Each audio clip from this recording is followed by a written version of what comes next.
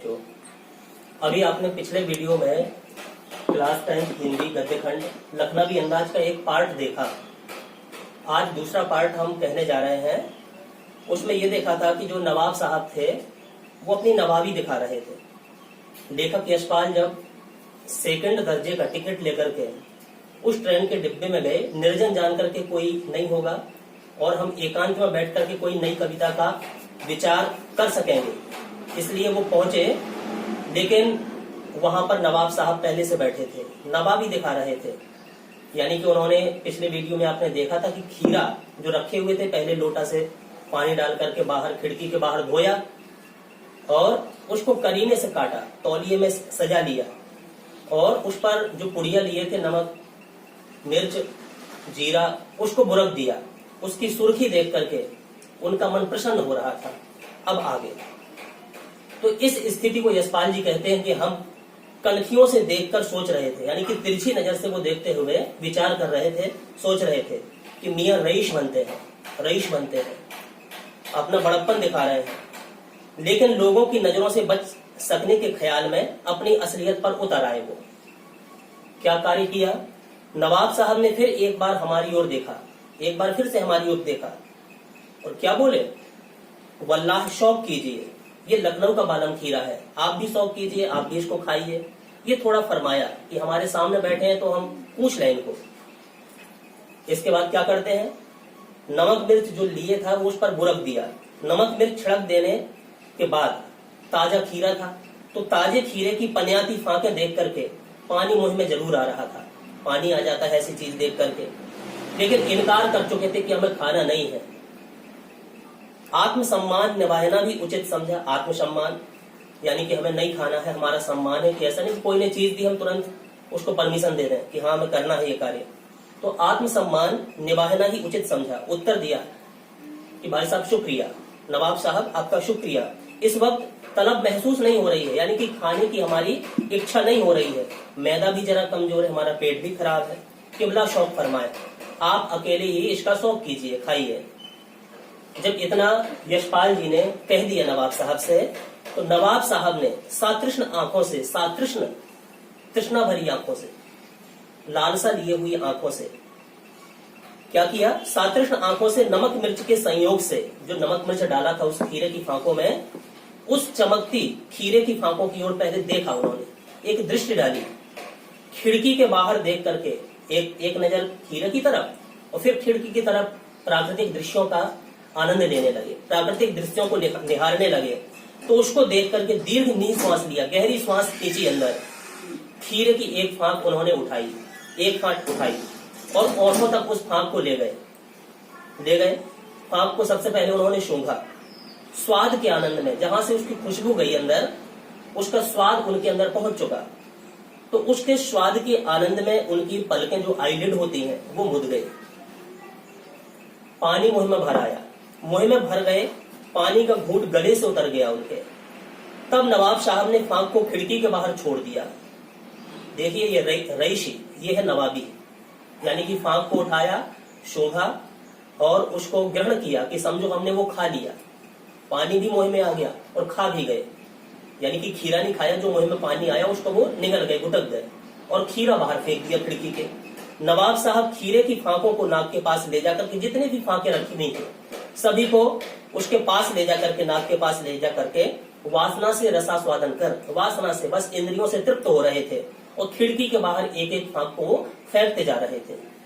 तो जब हमने ये स्थिति नवाब साहब की देखी तो नवाब साहब ने खीरे की सब फांकों को खिड़की के बाहर क्रमशः धीरे धीरे फेंक दिया और तौलिए से हाथ पहुंचे, हाथ और ओंठ अपने पहुंच लिए और गर्व से, स्वाभिमान से, गुलाबी आंखों से हमारी तरफ देखा, जैसे कि इनका पेट भर गया हो। तो मानो कह रहे हो कि भाई साहब देखिए, यह है खानदानी रईसों का तरीका, खानदानी रईसों का तरीका। यह है खानदानी रईस लोग जो होते हैं इस तरीका से खाना खाते हैं, भोजन खाते हैं। अच्छा, नवाब साहब खीरे की तैयारी और इस्तेमाल से थक करके लेट गए, यानी कि उन्होंने खीरे की तैयारी, कैसे उसको पहुंचा जाए, कैसे धोया जाए, तौलिया बिछाना, खीरे को काटना, नमक मिर्च बुरकना, तो इन सब खीरे की तैयारी और इस्तेमाल किया उन्होंने, यानी कि सूंघा और पानी अंदर लिया, खीरे को फेंक दिया। इतनी क्रियाकलाप के द्वारा वो थक गए, थक करके लेट गए अपनी बर्थ पर, अपनी सीट पर, जिस ट्रेन पर वो यात्रा कर रहे थे। हमें तस्लीम में सिर खम कर लेना पड़ा। हम सोचने लगे, सोच विचार करने लगे और समझने लगे कि यह है खानदानी तहजीब, नफासत और नजाकत। खानदानी रईस लोग इस तरीके से भोजन ग्रहण करते हैं। हम गौर कर रहे थे खीरा इस्तेमाल करने के इस तरीके को, खीरा इस्तेमाल करने के इस तरीको, कैसा तरीका है नवाब साहब का।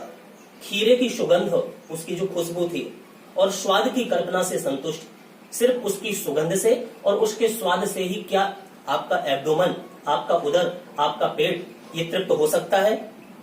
तो उसकी खीरे की सुगंध और स्वाद की कल्पना से संतुष्ट होने का सूक्ष्म, नफीस और एब्स्ट्रैक्ट तरीका ये जरूर कहा जा सकता है। परंतु क्या ऐसे तरीके से हमारी उदर की तृप्ति हो सकती है?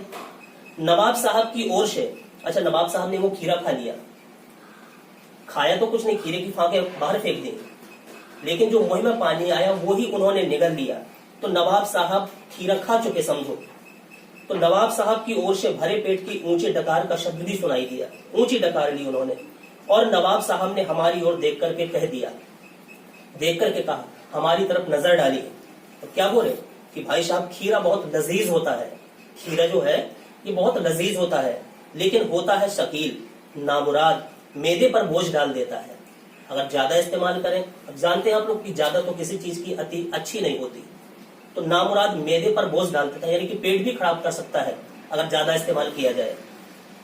तो उनकी इन बातों को सुन करके, उनके इस मैकेनिज्म को, इस क्रियाकलाप को, इस क्रियाविधि को देख करके हमारे ज्ञान चक्षु खुल गए, यानी कि हमारे नेत्र खुल गए। बहुत कुछ हमें सीखने को मिला, पहचाना कि ये है नई कहानी के लेखक, ये है नई कहानी के लेखक। खीरे की सुगंध और स्वाद की कल्पना से पेट भर जाने का डकार भी आ सकता है क्या? तो बिना विचार, बिना घटना और बिना पात्रों के लेखक की इच्छा मात्र से नई कहानी क्यों नहीं बन सकती? नई कहानी भी बन सकती है। अगर खाली खीरा खाने से उदर की तृप्ति हो सकती है, सिर्फ उसकी सुगंध से पेट भर सकता है, तो बिना पात्रों के, बिना कहानीकारों के, बिना कोई कल्पना के, बिना कोई घटना के, बिना कोई विचार के भी नई कहानी बन सकती है। ये उन्होंने उस दिन उन्होंने सीख ली। अच्छा, इस पार्ट पे आपको कई क्वेश्चन आंसर बोर्ड के पेपर में आ सकते हैं। जैसे कि इसमें एक पहला प्रश्न है, इसको ध्यान से सुनिए और समझिए। लेखक को नवाब साहब के किन हाव भावों से महसूस हुआ? कौन से ऐसे हाव भाव थे जिससे उनको महसूस हुआ कि वे उनसे बातचीत करने के लिए तनिक भी उत्सुक नहीं है? तो इसका आंसर आप लोग दे सकते हैं कि जब लेखक दूसरे दर्जे के डिब्बे में चढ़ा, वहां पर बैठे एक नवाब साहब के हाव भाव को देखकर उन्हें ऐसे लगा कि जैसे वह उस डिब्बे में अकेला ही सफर करना चाहते थे। जब लेखक पहुंचे, लेखक का वहां आना उसे अच्छा नहीं लगा, यानी उन नवाब साहब को अच्छा नहीं लगा। इस कारण एक सहयात्री के प्रति जो उत्सुकता चेहरे पर होनी चाहिए, सहयात्री यानी कि फेलो ट्रेवलर जो हमारा होता है, साथ में यात्रा करने वाला, उसको देख करके हमारे मन में जो उत्सुकता होनी चाहिए वह नवाब साहब के चेहरे पर बिल्कुल नहीं दिखाई दे रही थी। तो इस कारण से कह सकते हैं हम। चलिए अगला जो क्वेश्चन आपका उठ सकता है, नवाब साहब ने बहुत ही यत्न से खीरा काटा, बहुत ही प्रयत्न से खीरा काटा, नमक मिर्च बुनका, अंततः सूंघ कर ही खिड़की के बाहर उसको फेंक दिया। उन्होंने ऐसा क्यों किया होगा? उनका ऐसा करना उनके किस स्वभाव को इंगित करता है, इशारा करता है? इसका आंसर आप लिख सकते हैं कि नवाब साहब ने बहुत ही यत्न से खीरा काटा, नमक मिर्च बुनका, अंततः सूंघकर खिड़की के बाहर फेंक दिया। संभवतः लेखक को नीचा दिखाने के लिए, लेखक को नीचा दिखाने के लिए और अपनी खानदानी रईसी का परिचय देने के लिए उन्होंने ऐसा किया होगा। उनका ऐसा करना उनके अभिमान से युक्त स्वाभिमान को इंगित करता है। इस तरीके के कुछ और अपनी भाषा में भी आप कुछ बदल करके जो आपने पाठ सुना है, समझा है, इसका आंसर आप दे सकते हैं। अच्छा, अगला क्वेश्चन जो उठ सकता है इससे, बिना विचार, घटना और पात्रों के भी क्या कहानी लिखी जा सकती है? यशपाल के इस विचार से आप कहां तक सहमत है? यशपाल जी के इस विचार से कहां तक आप सहमत है? तो आप लोग लिख सकते हैं, बता सकते हैं कि बिना विचार के, घटना के, पात्रों के भी कहानी लिखी जा सकती है। यशपाल के इस विचार से हम पूरी तरह सहमत हैं। कई बार कोई ऐसी बात स्वतः ही होती चली जाती है जिसके विषय में ना तो हमें पहले कभी सोचा होता है हमने, ना ही विचार किया होता है। वह बात बढ़ते बढ़ते एक कहानी का आकार ले लेती है और घटना न होते हुए भी घटित हो जाती है। देखने में तो वह मामूली सी बात होती है, लेकिन वह एक महान तथ्य का रूप धारण कर लेती है। ऐसा कुछ पॉइंट आप बढ़ा करके इस आंसर में आप दे सकते हो। अच्छा, एक क्वेश्चन अगर आपसे पूछा जाए कि नवाब साहब द्वारा खीरे खाने की तैयारी करने का एक चित्र प्रस्तुत किया गया है, इस पूरी प्रक्रिया को अपने शब्दों में लिखो। कैसे उन्होंने, क्या चित्र उनका पेश किया गया, प्रस्तुत किया गया, इसका वर्णन आप कैसे दे सकते हैं। यानी कि आप लोग लिख सकते हैं जो पार्ट में आपने सुना। नवाब साहब ने तौलिया झाड़कर अपने सामने बिछाया, सीट के नीचे रखे हुए लोटे को उठाकर पास में रखे, दोनों खीरों को खिड़की से बाहर धोया और तौलिए से पोंछा, फिर जेब से चाकू निकाल करके दोनों खीरे के सिरे काटे और रगड़कर झाग उसका निकाला। एक एक खीरे को बड़ी सावधानी से उन्होंने छीला, उनकी फांके बना करके तौलिए पर सजा लिया। नवाब साहब ने उन फांकों पर जीरा मिला नमक और पिसी हुई लाल मिर्च बुरकी लगाई, जिन्हें देख नवाब साहब के मुंह में भी पानी आ जाता है। अच्छा, इस तरीके के कुछ क्वेश्चन आंसर आपसे पूछे गए, आपने सुना, आपको अच्छा लगा होगा, आपको पाठ समझ में आ गया होगा। अगर बोर्ड में कुछ पेपर में आपके क्वेश्चन किए जाएं तो आप लोग लिख सकते हो। जैसे एक क्वेश्चन और है लास्ट, किन किन चीजों का रसास्वादन करने के लिए आप किस प्रकार की तैयारी कर सकते हैं। किन किन चीजों का रसास्वादन करने के लिए आप किस प्रकार की तैयारी करते हैं, तो अपनी भाषा में इसको वर्णन कर, जैसी आपकी तैयारी हो रही हो। यानी कि जिन चीजों का हम रसास्वादन करना चाहते हैं, जिन चीजों को हम ग्रहण करना चाहते हैं, जिन चीजों को हम खाना चाहते हैं, उनकी कल्पना मात्र से हमारे मुंह में पानी आ जाता है ना। जैसे लाल टमाटरों का कोई भी उदाहरण आप एग्जाम्पल ले सकते हैं। लाल टमाटरों का रसास्वादन करने के लिए हम उन्हें अच्छी तरह धो करके काट लेंगे, लाल मिर्च नमक उस पर डाल देंगे।